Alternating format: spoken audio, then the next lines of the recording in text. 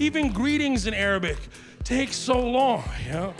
Greetings like, peace be upon you, and may peace be upon you, and the mercy of the divine be upon you, and may the mercy of the divine be upon you, and may divine light be with you. May it be unto you as well. May it protect you and your entire lineage. Hey man, can I get this pack of cigarettes, bro, and get out of here? That is writer and director and actor Mo Amer in his Netflix special, Mohammed in Texas. Though Amer has appeared in movies, he's best known for his career in comedy. His experience as a Palestinian-American living in Houston is at the heart of his material, including stand-up specials and his award-winning semi-autobiographical series, Mo. I met up with Amer at the Los Angeles comedy club, the Improv, in between shows on his current tour. The way I feel about it is like there's civilians and there's comedians. Okay. And you don't hang around with civilians, though. They don't get us. Comedian Mo Amer is having his moment, with his Peabody Award-winning comedic drama series, Mo, landing him glowing reviews. Do you always carry that with you? Yeah, some people carry hot sauce. I carry olive oil. Not just any olive oil, it's Palestinian olive oil. It's next level. According to Amer, it all started with a suggestion from comedian Dave Chappelle. It was opening for him at the House of Blues in Dallas, and he goes, hey, you know, you should do a short film in front of a special and have me produce it, and if we do it right, you could win an Emmy. Literally, he's gonna go on in like a few minutes probably. The DJ's doing like a little warm-up pre-thing. And he tells me that, I was like, oh man, short film. I never thought about that. So I couldn't sleep for days. And then when I figured it out, I was so excited about it, and I brought it up to Dave, and he goes, Mo, he was smoking a cigarette, he goes, Mo, that's genius. His genius idea turned into Mo. Where's your passport? I don't have a passport. Amer plays a fictionalized version of himself who experiences the struggles of finding healthcare and employment while perpetually seeking asylum as a Palestinian refugee living in Texas. I can eventually get a passport. Please, God, I've been begging for the last 6 months. It's based off of my life, and these characters are based off of my family, and that was my guiding light. Farah Habseiso, who plays my mom in the show, she sent me a voice message on WhatsApp, and I'm playing it at my mother's house.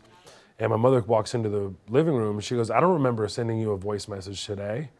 And I was like, oh my God, I got chills just saying it. I was like, oh my God, Mom, this is fake you. This is fake you, it's not real you. Amer's parents lived in the West Bank before arriving in Kuwait when he was 9 years old. The family fled to Houston during the Gulf War. I had no idea I was even stateless. I was like, what do you mean, where did we go? That's why it was so important to put it in the series as well, because showing generational displacement, generational statelessness, and what that could do to a person's heart, mind, and soul over time. Scripting for his show's second season began in October 2023, days before the Hamas terrorist attacks in Israel. Being like the only Palestinian with a show on American television was just, the stress was super, super high. Like, are you gonna talk about it, not guitar? What are you gonna say? What are you gonna do? And I explored that with my team, and every time we started doing that, it became this full-blown drama. We're a comedy. Would you say you're a go with your gut kind of guy? Yeah, I follow my instincts. Most of the time it serves me well. Sometimes I get an ankle bracelet. You've been deported. Is it a cliche to say that there is a way to find pockets of humor even in immensely tragic and horrific situations? I think it's absolutely necessary to maintain. Yeah, it's necessary. I mean, my God, like at times when I was making the show, it felt like I was mostly crying because I'm recreating very deeply painful situations or scenarios, or in some cases memories, yet I would go into a joke right away because I needed some relief. And when I visited refugee camps in West Bank, I found them to be some of the most hilarious people on earth. Perhaps that's why comedy found Amer at a young age, when he saw his first play in Cairo. I come from a storytelling tradition, right? Arabs are well known for this. So when I saw this uniquely American art form in front of my own eyes for the first time in 1990, I was like, I knew right away, this is how I want to express myself, doing stand-up comedy and eventually take it to film and television. That's all come true. You need to find a girl ASAP, okay? ASAP.